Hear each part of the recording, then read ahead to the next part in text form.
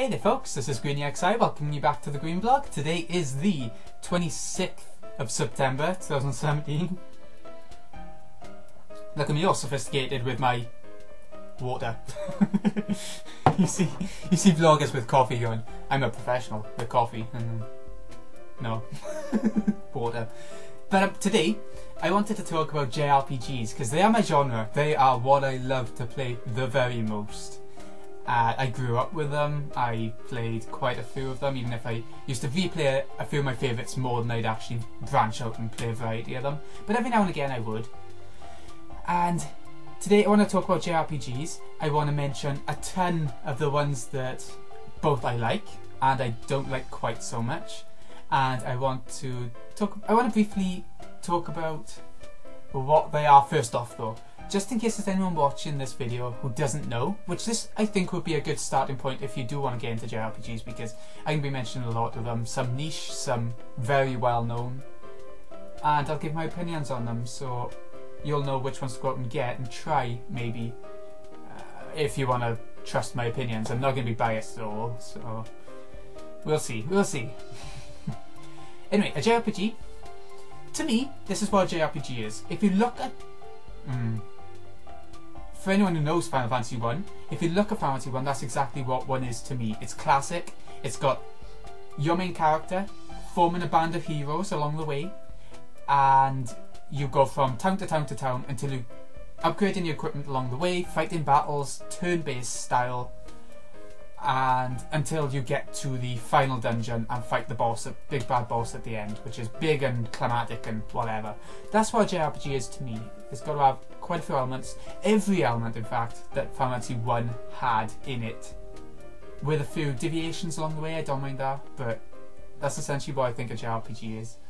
So it's that. My favourite RPGs, I don't want to talk about this too much because I will be individually grabbing different games and telling you about them, but my favourite JRPGs are going to be predictable, a very predictable choice, and yeah, predictable.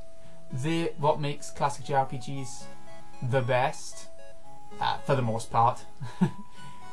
They're what you would probably talk to people the most and get the most common result as a game from this series. And they are the Final Fantasy games. I know, predictable. What are you doing? But Final Fantasy 7 to 9, 7 to 10 even, growing up, they were the games that I loved the most, I think. And they're the ones that I replayed and replayed and replayed over and over, and I loved them so much. They're classic for the most part, a lot of cinematics as well, but they are classic even in between the cinematics. They are just brilliant, and I don't want to talk too much about it because I will be going back to Final Fantasy when we get started on the proper talk. But yeah, 7 to 10 I think are the golden era of Final Fantasy. I know a lot of people will say they prefer other games. I'm not saying you can't, I'm just saying that's my personal opinion. So yeah, they're my favourites. Right, modern versus classic JRPGs. I'd prefer classics by a long shot.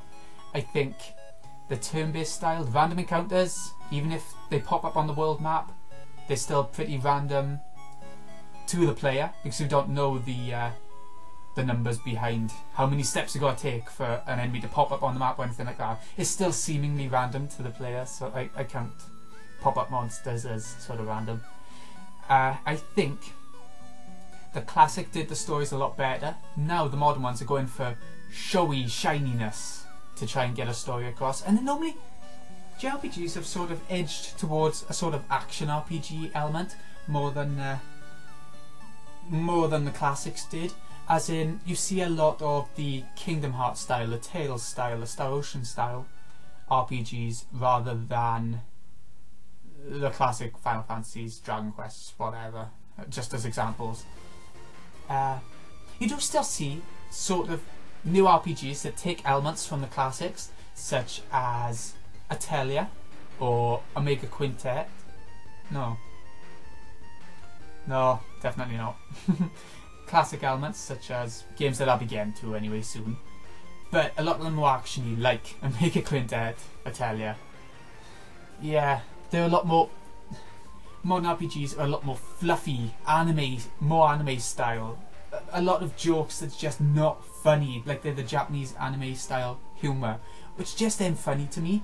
But then I'm from the UK and we moan and groan a lot, stereotypically, and we tell jokes that are either sarcastic or quite dark, whereas the Japanese anime is so light and fluffy, and the jokes are like, she fell over, you know, nothing funny about falling over. You've got to go a bit more creative than that. We've seen that a million times, but that's the sort of thing Japanese RPGs do lately. They haven't got a very good sense of humour in them. And the story is normally not very good. To me anyway. I've tried a lot of modern RPGs and I just can't get into them. There are some that I still like, but they're the ones that take classic roots and try to put a modern spin on them. They're normally a lot better than the ones that go all out modern and actiony. Anyways, that's enough of that talk. I want to get into the games that I actually came here to talk about now. The first series of games is one that we already mentioned. It's the Final Fantasy series. If we have a look by it. Just as an example, Final Fantasy 10 and 10-2.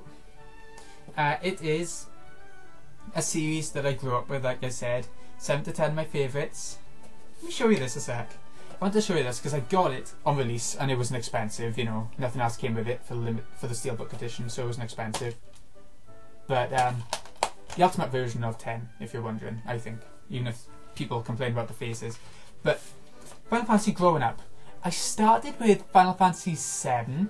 It was a chipped copy for PS1, and as soon as I got my PS1 chipped, it pretty much broke. So I've never trusted pirated stuff and all that again. But this is just not trustworthy, sort of. It breaks things when you try and pirate things, and as well as that, it's not very ethical to me. You're taking money away from the companies who are making what you love. So why would you want to do that? Why would you want to not support the companies who are making what you like? Anyway. I started with Final Fantasy 7 and I loved the start of it, but at the same time, roughly, I rented Final Fantasy 8 from the now bankrupt and all that Blockbuster videos. I rented Final Fantasy 8 and I loved them both. I was playing through them both side by side. I didn't get very far in Final Fantasy 8. I got to the zombie president on the train, the mock president, and I got stuck. I was only little, my first RPGs pretty much. Yeah, they were my first RPGs, 7 and 8. And I got stuck on that, so I sent it back, and I didn't play Final Fantasy 8 again until I bought it as a classic edition years later. And Final Fantasy 7, I loved to death, and I think I completed it then. No, my first time playing through Final Fantasy 7, I got to the North Crater, the final dungeon, and on my first time I had the save crystal, the thing that you can only save once in the entire dungeon and you make your own save point. I put it at the very start of the dungeon, stupidly, so I didn't know what was coming. And then I was just getting stuck on the boss. I get all the way to the bottom, fight the boss, die. Get all the way to the bottom, fight the boss, die. It was just too much. So I had to start the game again and put the save crystal by the boss at the bottom. Then I knew where it was, you know? And then, then I heard that Final Fantasy 9 had come out. I don't know where I heard it to, I can't remember. I think a mate might have told me. And I just wanted to walk all the way from my house up through the sort of past the then steelworks, they're not there anymore, to our town, our sort of steelworks town, and but I couldn't do that. My parents wouldn't let me, it's too far and all that, even with my mate with me, so I had to order it a little bit later, and I loved Final Fantasy 9. It was, to me, the ultimate game that I just couldn't get enough of. I'd play it through and then restart and play it through and then restart. I was only little, so you know, you have the time to do that sort of stuff, and at the same time you want to do that sort of stuff. You don't want to be playing other games, you want to play your favourites, you know, the ones that make you happiest and excited. So I was doing that over and over and over. I loved it. I loved the storybook theme, the theatre start and end, near the end. I couldn't get enough of it. It was fantasy at its finest, where Final Fantasy 7 and 8 they were fantasy, but they went into realism quite a bit here and there. So 9 went full on fantasy, and I loved that about it. The music's stunning, the cinematics gripped me, because at the time they were the best cinematics you were going to get on PS1, no doubt. 8 and 9. And yeah, I loved all the cast of the characters, except for 1 or 2, but I didn't use those in my party, so it didn't matter. But anyway, enough about that. That's Final Fantasy to me. Final Fantasy X came out then a while later. I was having it for Christmas and I saw it in my house because I'd asked my parents for it for Christmas, and I saw it in my house for PS2 when it was like October or something, and I need to play this now. But I held off. I did ask my parents for the instruction book out of it so I could just keep reading through it and reading through it. I took it to school and I was reading through it. And it was a bit weird, but yeah, I was looking at the characters of the party that I was going to be playing the game and getting to know. I was like, oh, it's a blue mage and a black mage. Yes. It's a summoner. I wonder what the summons will be like. Because at the time, you had no idea that summons were going to be ones that were actually controlled. And then when you play the game, you actually get to control them and have them as extra sort of party members-ish. Oh my god. It was amazing. It was just amazing. So, that's my experience with Final Fantasy. 1 to 6 I played through. I won't go into those because I don't have as much nostalgia for them. But I loved 1, 4, elements of 5, half of 6, the first half. And then we get into the era that isn't as good to me. We got 11 and 14. 11 I never played because it's an MMO. 14 I played for quite a while. But then I got to endgame and it got boring because they're just essentially repeating the same dungeon over and over to upgrade your gear, and that's pretty much all you get to it. So I got bored and I cancelled my subscription at that point. We got Final Fantasy 12, which disappointed the hell out of me when I played it, and I completed it. The last boss was disappointment. There didn't seem to be a villain all the way through. There was one, but he was just shit, boring, you know. And the story didn't grip me at all, so I didn't like 12. 13, I liked it at the start. The first couple of hours, I loved it. The user interface when going into the menus, the music was pretty stunning at points. The characters I loved. The story was pretty good, even though it was confusing with all the fal'Cie and all that, like everyone says. But the only thing is that the battle system isn't that good to me. It's very repetitive. You can go out of your way and do different things with it, but they're just things that aren't going to get you through battles as quickly or as efficiently. You might as well just use the same method every time. You could say that about a lot of Final Fantasies, but at least with the other Final Fantasies, some of the battles that aren't bosses don't go on for, you know, about 10 minutes. And that's a random encounter, so no. No. 13 did some stuff wrong. And then we got 15, which I don't want to talk about. Action RPG. Decent fun to get the trophies for, but the main story, you might as well not bother paying attention to it. It's jumbled. A lot of it is missing. They brought a DLC for that sort of stuff now, but I don't care enough to go back to it. Maybe one day. They bring a multiplayer to that, but again, maybe one day. I don't know.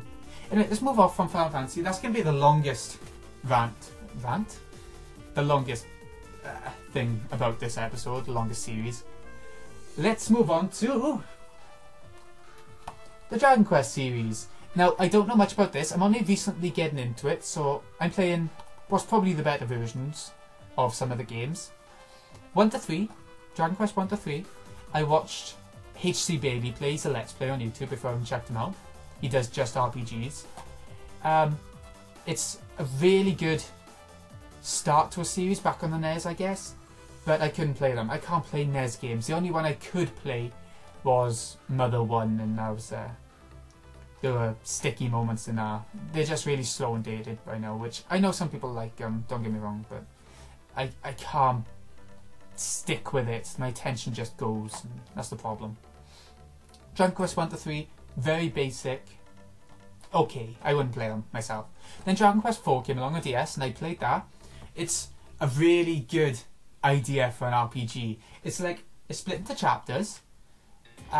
Each chapter, you get introduced to one character from your party, or maybe 2, and then you reach chapter 2 and you get introduced to another one who's going to be in your main party, and then once you get to the final chapter, you have all of them coming together, making a main party, and you go for the final boss. So it's really effective and really fun. It's only a short little JRPG as well.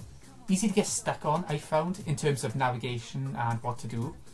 It doesn't hint that well at what to do, I don't think. Maybe it was just me being thick, but there we go. But it's a really good start to Dragon Quest. I'm glad I started there playing them. It was a good entry to start with, I think. Then Dragon Quest V came along. I played that on DS as well. That had an amazing story, which I've heard isn't a thing that Dragon Quest does very well. Stories, it's more like basic and more about the gameplay and the music and the humour of the NPCs. Dragon Quest VIII, I think, is the only other Dragon Quest that has a good story to it, or full-on story being a focus. That's a really good one. You get your characters, you go around the world exploring.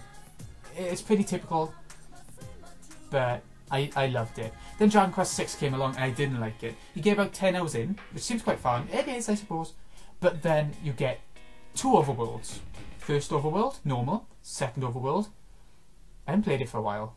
So, second overworld sort of overlaps and it's like a different universe, kind of, if I remember right. And then you have to explore both of them. Changes you make in one universe, change the other universe. And so you have to explore them both and try and muddle your way through and figure out where you're meant to go next. NPCs might say go this way to go next, but then you go there and the enemies are too hard because you're not meant to go there yet. And then they add underwater, a world underwater under all continents, and it makes it even harder to figure out where to go next. I didn't get along with 6, even though I loved the flying bed vehicle. That was fun. That was really fun. There were, before that though, before you get open worldy with it, if that's the right term, it's a really fun game. It's just once you reach that point, I just didn't like it. Now I'm playing through Dragon Quest VII, because I'm playing through them in order. Dragon Quest VII, and I'm loving it so much. 3DS version, frame rate issues, but God knows, it doesn't ruin it for me.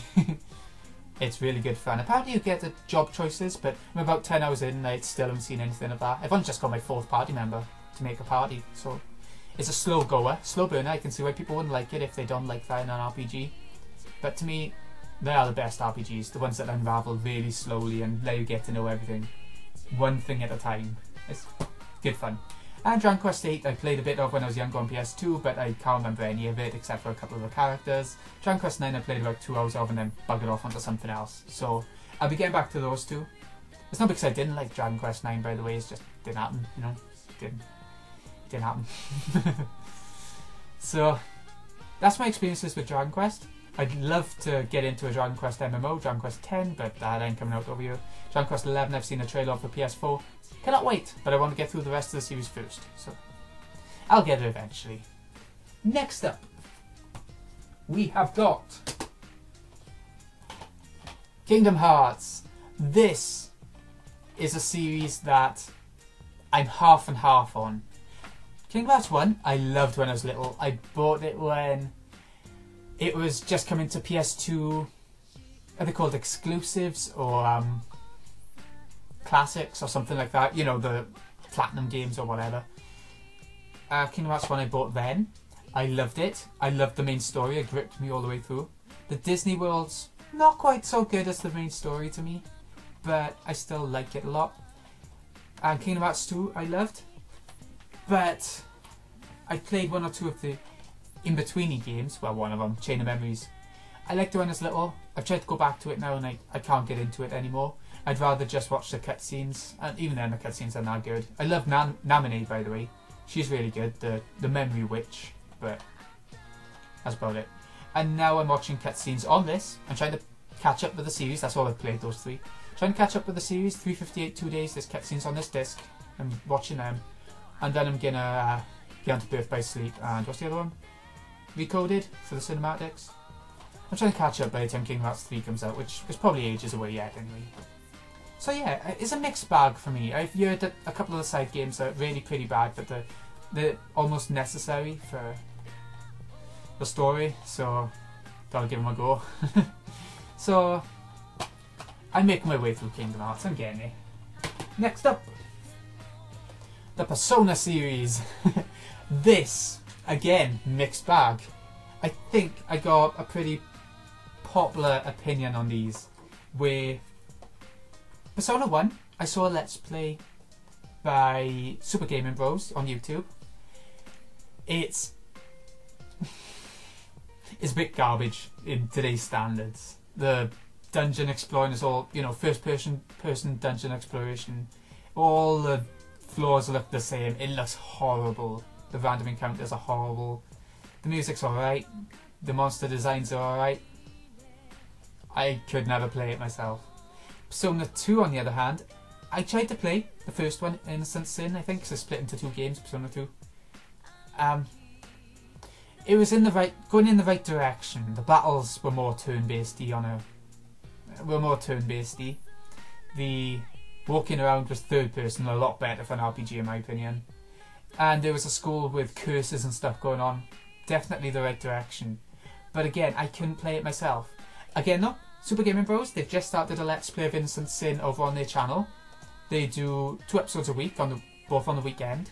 And they're normally a bit longer, half-hour an episode. So I'm watching that instead of playing it myself because I can't get to grips with those 2 games. For some reason they don't click with me playing them. Then Persona 3 came along. This is the first one I played on PS2, first of all, Fez. It's something that I loved. I loved the darkness of it. I loved the concept of Tartarus. Could have been a little bit less samey going up, but I loved the concept of Tartarus being the school. I loved the death, I loved the blood. It was a very gothic? It was a very modern day horror-ish JRPG that's so damn good. And the PSP version, probably the better version, because you can control all of the party instead of just the main character. So to me, you gotta play the PSP version even if it doesn't have the cinematics in it. So there's that. Persona 4 came along, a lot more light-hearted, a lot of death and blood and stuff in it as well, so still good. But is it as good as Persona 3 in the dark sense? That depends on who you ask. I think Persona 4 is the best of those 4. It gets the gameplay just right, it gets the characters a lot very right. A lot very right. And it's good. The Vita version is the better version once again. It just adds a couple of things that are better. And then Persona 5 came along.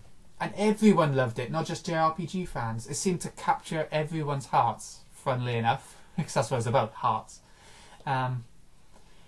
It gets the gameplay perfectly. It has an amazing story that can be a little bit drawn out, but that's JRPGs feel. The music's incredible. Modern J-pop mixed with a bit of rap now and again. Characters are really well done. It's just the perfect Persona game to me. It is the best one, and that's surprising considering it's a modern JRPG. I don't expect that for modern day RPGs, honestly, but there we go, we got it. We got a good one. I played Persona Q as well when I was little. When I was younger, about a year ago. But it didn't grip me. I played through it all. It's not something I would replay, and I probably won't be getting Persona Q2 when that comes out.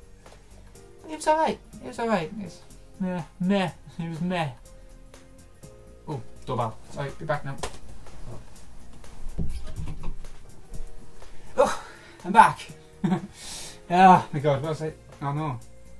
Ah yeah, plenty of other Persona games went on. That side games, there's Persona 4 Arena, the fighting game, like Street Fighter style, but anime. More like BlazBlue maybe, well, something like that. I don't like those sorts of games, fighters, except for Smash. That's about the only one. What else have we got? There's a rhythm game I never tried. I like my rhythm games, so maybe one day, but I never tried. Anyway, that's it for Persona. I think it's a good series that I love, but I only loved from Persona 3 and more so from Persona 4 onwards. So I like some of the games, in other words. Persona 6, I can't imagine coming out for a long, long time, because they milk the hell out of each game, or they did with 4. Yeah. So that's Persona. I love it. Some of it. Next up, we have got, surprisingly, I was saying about not liking modern RPGs, and this isn't completely modern, but ish. Lost Odyssey. This is a game that is very turn-based. I've got a Let's Play of it on my channel, if you want to check it out. For 360, it's a 4-discer. Nearly dropped the discs. There we go. Lost Odyssey. It's turn-based, very Japanese. Everyone says online it's what Final Fantasy 13 could have been, and I agree with that. It is very Final Fantasy-esque. I think there's a slight issue with frame rate, and it could have been done a little bit better in terms of... There's a couple of dungeons where you're climbing like towers, or staffs they call it in the game, and they're like construction sites. That's what they feel like futuristic construction sites, if that makes sense. And they're so confusing, so horrible. It puts me off playing the game more than I do. But having said that, I do love the game. I just don't play it too often, that's all. Played it a couple of times too. So that's Lost Odyssey. Standard, classic JRPG with all modern cinematics and stuff, which I think people should give a try if they're missing the old JRPG era but want something quite new at the same time. Yeah. Next up, another modern one. Colour me shocked. Eternal Sonata. I prefer the 360 version myself, but that's neither here nor there. It is... How would you describe this? It's Disney-ish with the bright colours. Proper, full-on colourful JRPG Tales style, I suppose. It's got an action-based combat system, but at the same time the characters still take turns. You got an arena. Some of the arena will be in light, sunlight, torchlight, whatever it ends up being. Some of it will be in darkness, and your characters will have different attacks based on which area they're in. The monsters might change based on if they're in light or darkness. It's very intuitive. It's very...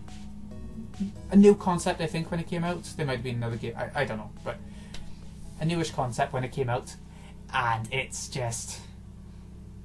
it's something that gripped me all the way through. It's very short JRPG, but there's plenty of little side quests, lots of fun. I couldn't get enough of it, and the story is just... oh yeah, the story. You know Chopin, the composer and all that? Well, he's characterised as somebody who's dying in bed in the real world, and when he's in bed, dying, then you're the characters playing around in his head and all the conflicts and stuff. I think each character is meant to represent a little bit of his thoughts. Like, I'm not going to say emotions, like one's happy, one's sad, because I don't think that's how they were doing it, but I think there might be different people he's met along the way in his life, but made into fantasy characters, and he's making them represent different things that he needs to clear up in his life before, or in his head before he can die. That's why I go to it anyway. So, really good. A really good RPG. If you want something a bit different, and you can put up with Disney voices, like one of them sounds exactly like Mickey Mouse, and he's a bit grating, but otherwise it's really good. I think I better leave it there, because I went on a bit long on Final Fantasy and Dragon Quest, I think. But I have got plenty more to go through, so maybe this can be a two-parter. Yeah, I think I better out. So this has been Green Oxide. Thanks for watching the Green Blog. I'll see you again tomorrow with the second half of this, and then we'll move on to something else, I guess. I'll think of something, it's fine. Thanks for watching, folks. See you tomorrow.